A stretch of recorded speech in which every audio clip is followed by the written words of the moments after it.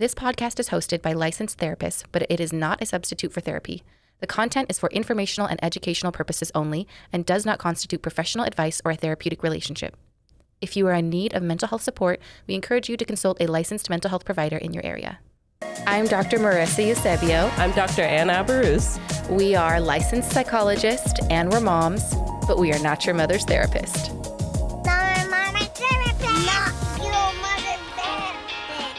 All right, welcome back to Not Your Mother's Therapist. Hello, hello. Marissa, what are we talking about today?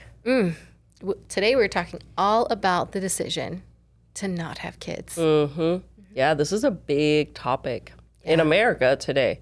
Yeah. No, not in America, everywhere. Everywhere. I feel like it's a big topic. There's some research showing like birth rate drops, obviously in America, but also in some countries you might not expect, like Sweden. You know, everyone's always like, oh, Sweden, their maternity leave policies and all that stuff is so great. No, their birth rate is dropping too. Interesting. Very interesting. I always thought of Sweden as a place that had everything figured out.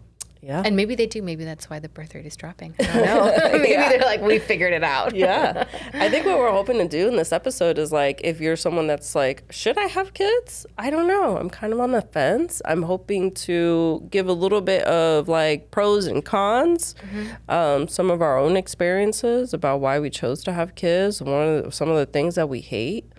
I want to balance it out because I feel like I only ever got one or the other side. Right. I remember at one point being like, why does anybody have kids? All I ever hear about is parents like hating being parents and stuff. So I almost like, there was a point there where I didn't hear anything good about parenting.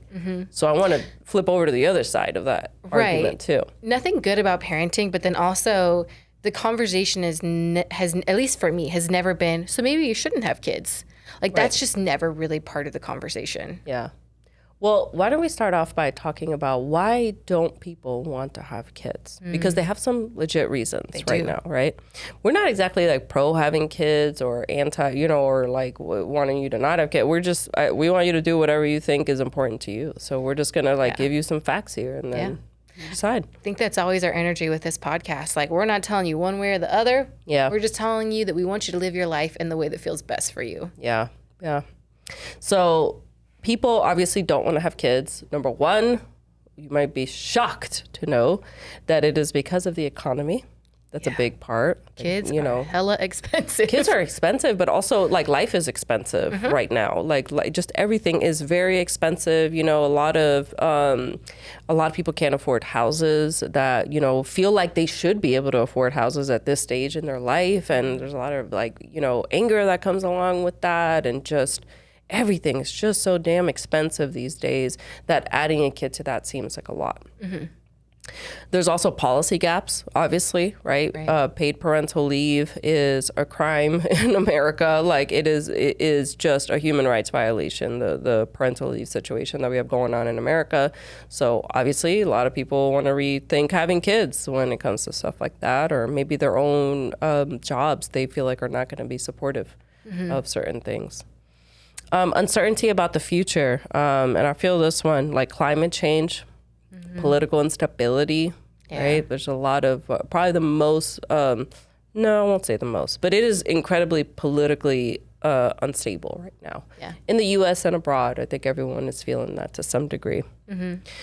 And also there's been a shift in focus for people around what it matters to them. So people tend to be more education and career focused and wanting to grow in those areas than wanting to grow a family. Yeah. And there's a few other reasons why people don't want to have kids and why they're, kind of considering not having it. But I think those are kind of like the top few. Yeah.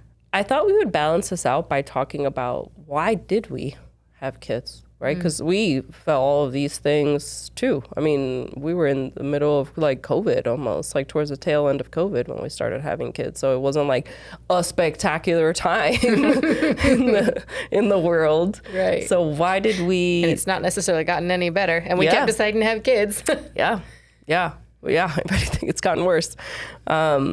So why, do you want to go first? Do you want to tell your reason? Yeah. I mean, I feel like it's kind of uncomplicated in the sense that like I never really thought about not having kids. Like it was just never really in the cards for me. And not even just not having kids. Like, I always knew I wanted a bigger family.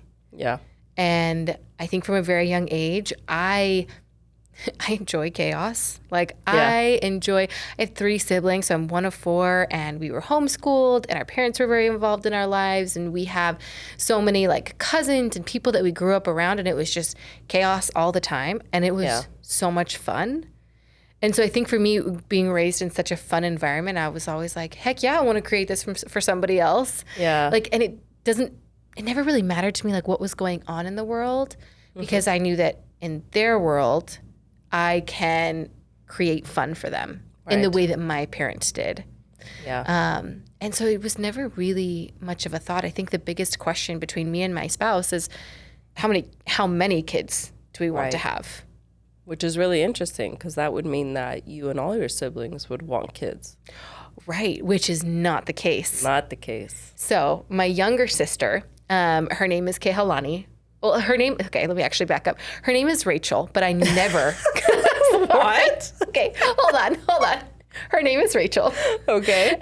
But like, it is really, really weird for me to call her Rachel. This is a total aside. Because me and my siblings, we all have Hawaiian middle names. Like, that's our Hawaiian name. And everyone in my immediate family calls her Kehalani, which is her middle name. And then for short, we call her Kehao. And so like, sometimes when I'm introducing her to people, I get a little confused, because I'm like, do I call you Kehao or do I call you Rachel? And then it takes me a second, because I'm like, what is your first name again? And so to me, she's Kehao. She's actually I've asked her, like recent time, I've asked her like, how do other people call you Kehao? And she's like, absolutely not. Only my family. So so for me, she's Kehao. So my little sister Kehao has never wanted kids. And so preparing for this episode, I reached out to her because I was like, I know some things about why you don't want to have kids, but like, elaborate. And it's really interesting because she's known from a very young age that she has not wanted children. Fascinating. And part of it is like the financial reasons. She actually has an opposite reason from me, right? Because for me, our parents created such an awesome environment for us. And I want to recreate that for my kids. And for her, she was like, I don't think I can ever live up to being a parent in the same way that ours were. Oh, fascinating. Oh. One of the things she actually said in terms of not having kids, I'm going to read this straight from her words. She said, physically, your body is all fucked up during pregnancy. That's not a lie. That's not a lie. And I'm like, yeah, that is true. She said, no, thank you to that. Yeah. And I'm like, yeah, more people don't talk about that because it puts your body through so much. I mean, it recovers amazingly. Yes. But also, I mean, I could probably lay down right now and just be like totally good. Yeah. Yeah.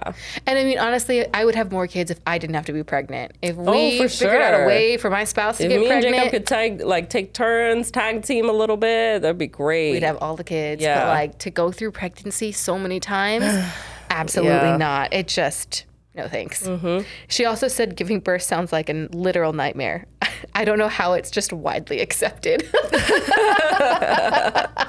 She's also not wrong. She's not wrong. I know that some people are like, oh my God, childbirth was so amazing, magical. I didn't have that experience. It was just something I was trying to get through mostly. It kind of just sucked. And you know what was the magical piece of it is once my baby is born and I'm like, I got this tiny little human that my body created, and that's really freaking cool.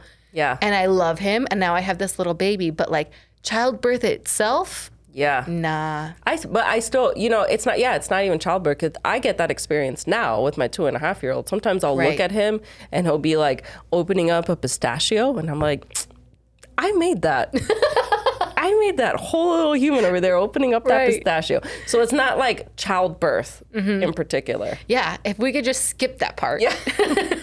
Good. I mean, and pregnancy too, if I'm being honest. Like, actually all of it. Pregnancy, childbirth, and postpartum. Yeah. I could just skip if it could just be like Severance. I don't know if you ever watched that show. No? If it could just be like Severance, like where you just go into the room and you just forget, and then you give birth and you just come out. And you're like, oh, I have a baby now. That's awesome. But are you recovered after that? Like how? No. Oh. No. Yeah, you would still feel it. But at least you skip out on the whole birth part. That's true. I know every midwife is like, this is the saddest thing I've ever heard. I know that they're like super pro. Like, and that's I hope amazing. to achieve that experience one day. I have not had it yet. No. Yeah. Yeah, no, I'm good without it. Yeah. Do you want to say anything else, or should we switch over to why I decided to have kids? Let's talk about why you decided to have kids. I have very unusual reasons for having kids, actually. So I'm like a huge like biology, evolution, epigenetics, like kind of like buff. Like I love the whole topic. I love how humans evolved and all this stuff. And it's like one thing to like read it on paper. It's a completely different thing to experience it in your body and like see evolution happening in my body. Like, and the whole process of it, like, even down to like how much I love my kids. Like there's so much evolution around that, right? Because snakes will just give birth and just like, pop off and then leave. Like they won't ever see their kids or whatever, right? But human beings, our little beings are so incredibly helpless that the only reason that human babies can live and thrive in the world is because of the love of the parents.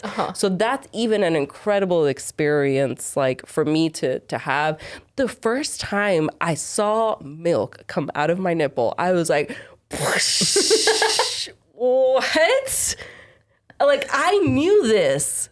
But to see this happening is a complete, like you think you know yourself. You think you know, like I know what my body can do. And then you see milk come in and you're like, wait a second.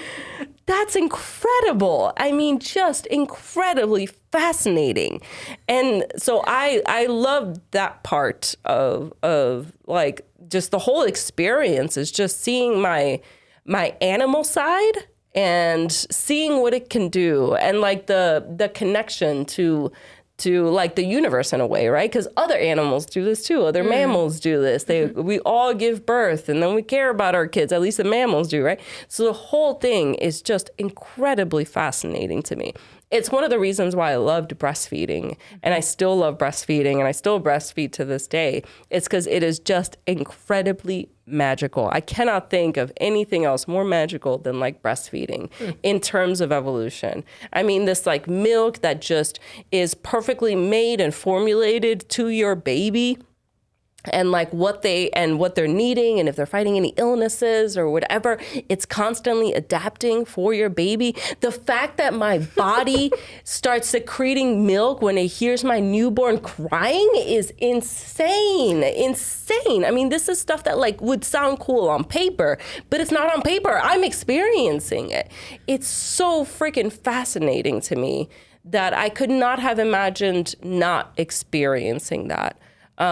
Especially the breastfeeding part. I think like a lot of stuff, and I'm not very religious. So in terms of like spirituality and things, I don't always connect to a lot of things. But breastfeeding is the closest I've ever gotten to like feeling spiritual about something, because there's almost nothing, no written record, almost nothing in history, in human history, that has ever looked down upon breastfeeding. Isn't that incredible? Like for women, everything is about women at some point in history was seen as bad, right? Like whether, if you have your hair down, you're a harlot. If you like have like, your boobs out or you're showing cleavage, then you're this and you're promiscuous. And everything about being a woman has been seen. At some point, women couldn't be out if they were pregnant, right? Because it was like, you don't want us to even suggest that you've ever had sex in your life. Everything has been looked down upon for women except breastfeeding. Almost in no text is there anything in any culture, in any era, where someone's like, that's disgusting, don't do that. I mean, other than today when people don't want you to breastfeed in public, which is a whole nother topic. But I mean, that's incredible. That's incredible. So there is nothing that has ever felt so right and correct to me as someone that is not religious, right? Because I don't have a religious text to follow about what tells me something to tell me what is right. Nothing has ever felt so right to me like breastfeeding. Every time I breastfeed my baby, I'm like, there is nothing at all in the world that I should be doing other than this. So that is my long rant about why I decided to have kids. So to summarize, you had kids for biology. Yeah. For the culture, for the biology culture. Nerdy. And I would give it 10 out of 10 on that whole front as well. It was, wow. I would bet good money that there is no one else that was like, biology is why I want to have kids. I want to experience biology, but I also kind of love that. Yeah. I mean, me and Darwin, we would be, he gets it, you know, he would get it. He gets you. He understands. Yeah. Also, I can think of so many things that are more magical than breastfeeding. Now, to be clear, breast milk itself, magical, amazing. Like, right? They all, like, there's, you know, all these health fads and health trends that talk about like superfoods. The only true superfood that is out there is breast milk. Oh, yeah. Because it literally changes based on what your baby needs. Yeah. But I would never describe breastfeeding as magical. Oh, I love it. Oh my gosh. I will also say too that I felt an urge to have kids somewhere around like when I was 26 years old. I started to feel an urge to have kids. And I didn't know it until I had kids. And then when I looked back, I was like, ooh, there was a void there that I didn't know I was trying to fill. Because I couldn't place it. I couldn't point to it. I couldn't be like, it's this. But something, and I didn't want to have kids around that time, so I just didn't. I wanted to like finish school and all these other things, but I felt myself wanting kids. And also by the way that I took care of my dog, it was obvious that I was wanting, my maternal side was spilling out and wanted something to be a mother to. And this is just me. Like, I felt that urge. Yeah. And I think I felt a similar urge.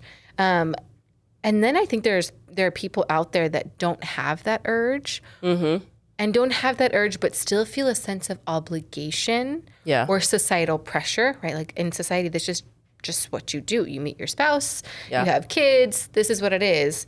And I actually have so much respect for people like my little sister who basically say, screw society. Screw your expectations of me and who I am as a woman. I am going to do what is in my best interest and what I want for my life. Yeah. And when she in the things that she mentioned in terms of not having kids, she outright said that she doesn't want to devote time and energy to kids. And she's a very chill person and she likes her space. She's very introverted in a lot of ways. And so that makes so much sense to me, right? Because when you got kids, time and energy, I don't know what those things are. They're hard to come by. There's some research that I can quote here. So a U.S. study shows that the share of non-parents who don't want children has doubled from 14% in 2002 to 29% in 2023. And it's doubled in a very short period of time. Yeah. And those planning to have kids dropped from 79 to 59%. So those are the ones that were like, I do want to have kids. And then said, actually, I don't. No, thank you. That's huge. Having children does not consistently increase happiness, according to a study in 2013. Often happiness dips in the early years, but meaning does increase. Yeah. Couples without children often report higher day-to-day life satisfaction, but lower long-term meaning. And regret is more common in those who wanted children but didn't have them than the reverse. Though both do exist. Let's be clear about that. So some people do have kids and they're like, ugh, why did I do this? Yeah. I know some people that are just like, no, I regret that. If I could go back in time, I wouldn't. Yeah. And what I'm thinking about as you're reading this research and talking about this research is I want more people to put thought into this and intention. Because it is such a big decision to have kids that for societal pressure to play such a big influence is kind of bullshit. Yeah. Like, you're saying like to put more thought into yourself and like what you want. Do you want kids? Do you want kids? Right? Because like you said, people who once you have kids, there's no takes backsies, right? No. What is that? Backies. Whatever it is. Who knows? Who knows? Y'all know what I mean. Right? But you can't just like, never mind, no thank you. Right. These kids are dependent on you. I mean, we say 18 years, but let's be real. You have kids for the rest of your life. Yeah. Right? And especially nowadays, right? Like it's hard to move out of your parents' home at 18 and like afford some kind of housing. In this society, that is so challenging. Yeah. And so we need to be putting more thought into this because raising little humans is a huge responsibility and a lifelong one. Yeah. So let's talk about some of those cons, because I think they're important to talk. We talked about why we wanted kids, but let's talk about what are some of the cons. I mean, so I think this is lowballing, but there is some research that shows that the average cost of raising a child in the U.S. is $300,000 over 18 years. Ain't no way. Yeah, and every parent is like, what? I spent that this year alone. Right. Ain't no way. Over the course of 18 years? Yeah. Yeah. That's lowballing. That must be for one kid. So I guess that is one kid. So if you have two, I don't know. Yikes. You better start doing some hand-me-downs or something. The how much it costs in your opportunities is a thing that we should talk about. Like maybe there's a job that comes up, but your kid is already in school and they like that school, and now you're gonna have to what's the word? Uproot them? Yeah, uproot them. Congratulations, you got it. I'm so proud of you. You're gonna have to uproot them from their friends, from their teachers, from their little community to go take a job opportunity. You know, so your decisions, you have a lot more to weigh. Yeah, and stuff like that. And I'm in that literally right now. Yeah, because we decided to move. Yeah, a large reason is because of our kids. Yeah, we're moving back home to all of our people, to our family, to where my spouse's job is. Yep. And it's interesting because part of why we're doing it is because it is really hard on me to be raising kids by myself when my spouse is gone a few days a week up in the Bay Area, and he's missing out on that time with them. And I'm like, you know what, we should do this now while they're younger and they're not in school yet. Right. And so we're uprooting them, but in the, for something better, right, is the hope.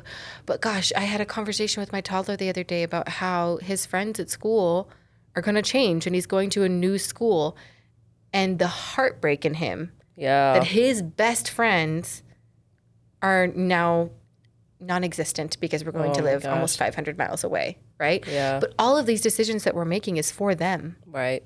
And these are big decisions to make, life-altering ones. Those are big decisions, yeah. Because we probably wouldn't be moving if it wasn't for the kids. Yeah. And I'll be honest, I never thought about that until I already had kids. I was like, oh, wait a second. Because I always thought, like, I'm going to, like, live in all these, like, amazing places. You know, I've always wanted to live in Europe and all these things. And it didn't occur to me until after I had kids that, like, they may not want to. They might have, like, their own friends and things. And then I was like, oh, man, am I going to feel, like, really resentful for having kids? Because... Or are they going to feel resentful? Are they going to feel resentful? Because I can't just be like, well, I know you have all your friends and stuff, but I want to live in Italy, so too bad. So it's like, yeah, it didn't really hit me that I would have to make decisions like that. Yeah. I just thought they would come along, but turns out they have their own little opinions. Damn it.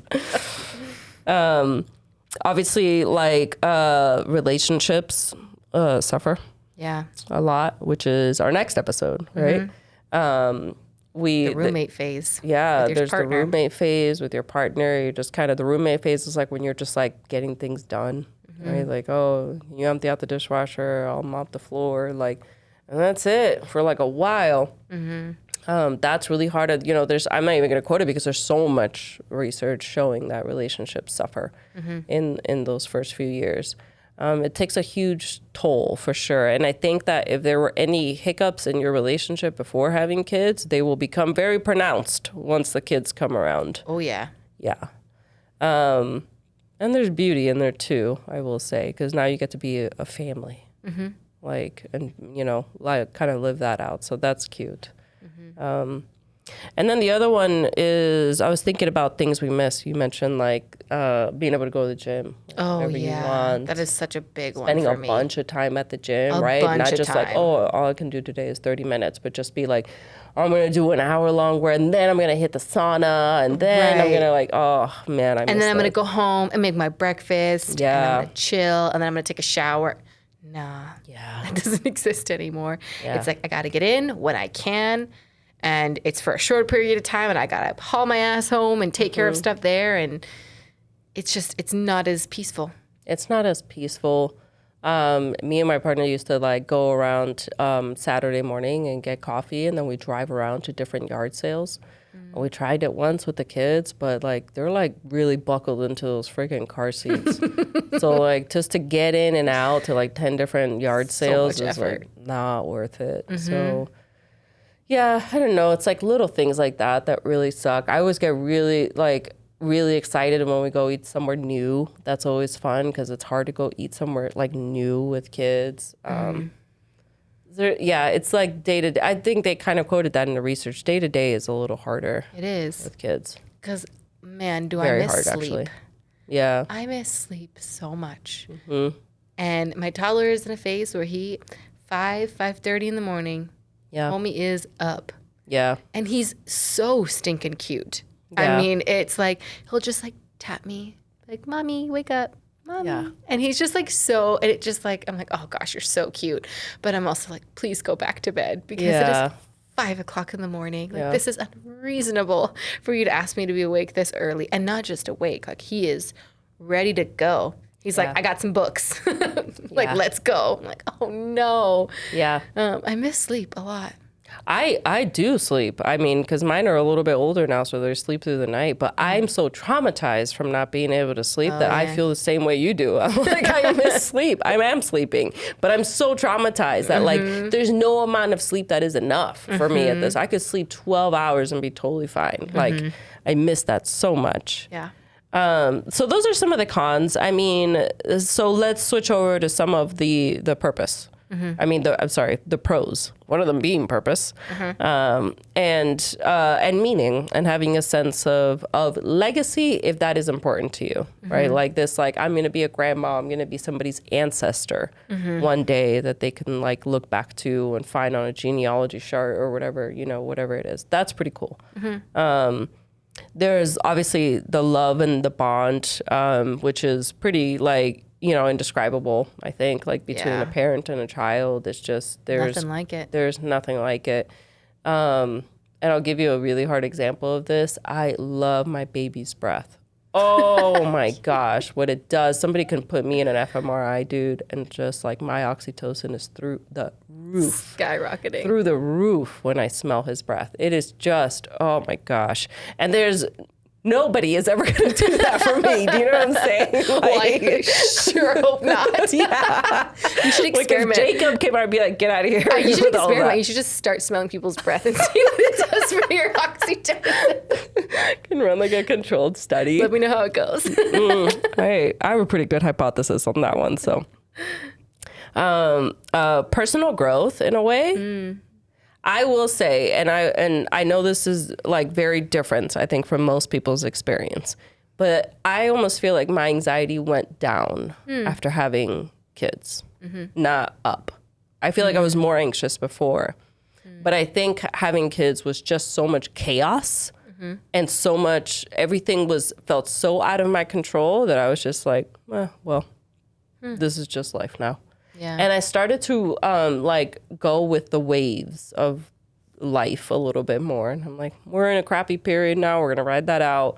Right. Oh, and we're enjoying it now. Awesome. And I would just started going with the waves a lot more than like trying to make life into something and being like, this is how it has to be.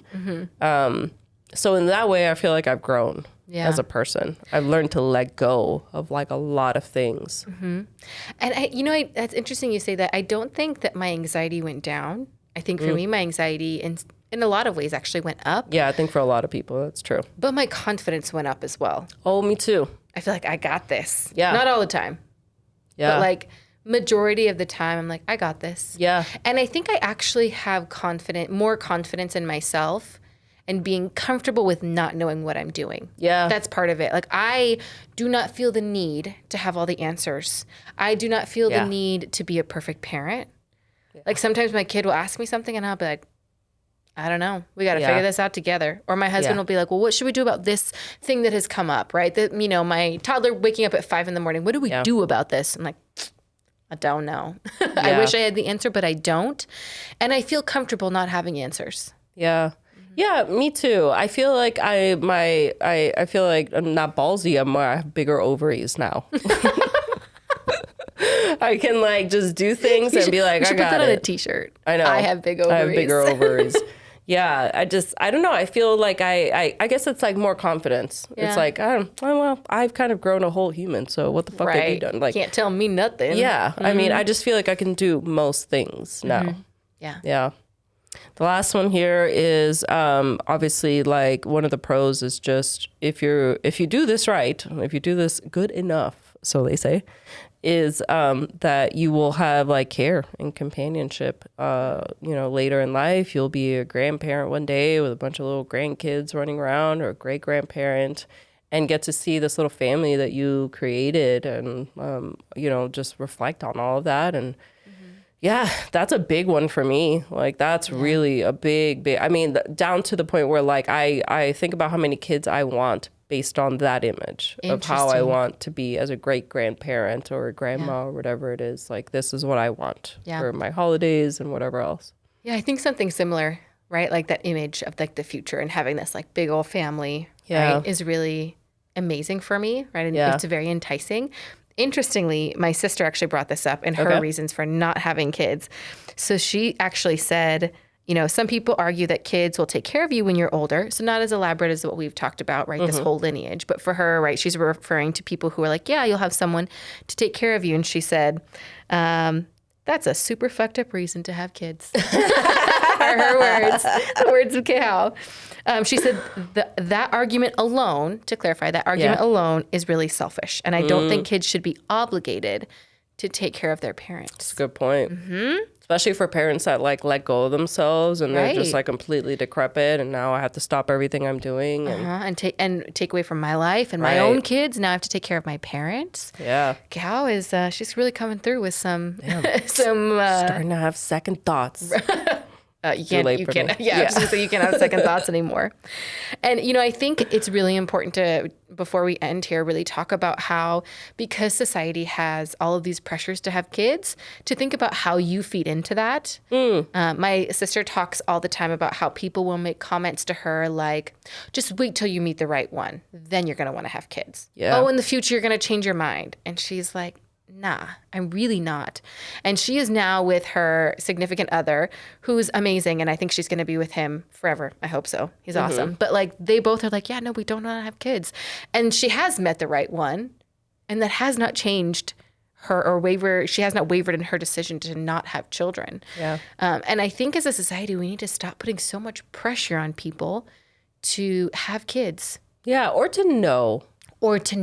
Yeah, because you could be like, I don't want to have kids. And then you could be like, I changed my mind. Or you could be like, I do want to have kids. And be like, no, shit's crazy out here. I don't want to have kids. Like, I mean, whatever works for you. You are allowed to change your mind. Yes. No one's asking you to write this in stone. And then one of the more powerful things she said is my sister said about not having kids is people are so surprised when I say I don't want kids, but like, it's not that deep. Yeah. And for some of us out there, it's not that deep. For me, my reason for having kids was not that deep. Not that deep. I just love little kids. They're fun. Yeah. And I want a lot of them. And we just hang out and party all the time. And I'm tired and I'm exhausted, but like, we're here and I'm loving it. Yeah. Yeah, me too. So what's our call to action today? I think instead of asking others when they'll have kids, ask them about the life that they want to create and what they want their life to look like. What brings them meaning? What brings you meaning? What do you value? Those kinds of things. Have those conversations. Yeah. Not so when are you going to have kids conversation. Yeah. Or try and convince. I think we know that much. You know, just try not to. I mean, you could talk about your own experience and if you want, but I don't think it should come from a place of trying to convince others to have kids or to not have kids, because that is an incredibly personal decision. Yeah. Yeah. That's my call to action. I like it. Where can they find this, Marissa? On Instagram and TikTok at Not Your Mother's Therapist Podcast, Not Your Mother's Therapist Podcast at gmail.com, and all of this podcast streaming apps. And our next episode, what's our next episode about? That's a great question. What is our next episode? I know we've talked about this. It's about relationships. It is about relationships. Yeah. Thank you. I'm like, I know we've talked about this. Yeah. You know why we paused there? We have kids and we're tired. We're tired. We're tired. Yep. All right. All right. Catch you See next time. This podcast is hosted by licensed therapists, but it is not a substitute for therapy. The content is for informational and educational purposes only and does not constitute professional advice or a therapeutic relationship. If you are in need of mental health support, we encourage you to consult a licensed mental health provider in your area.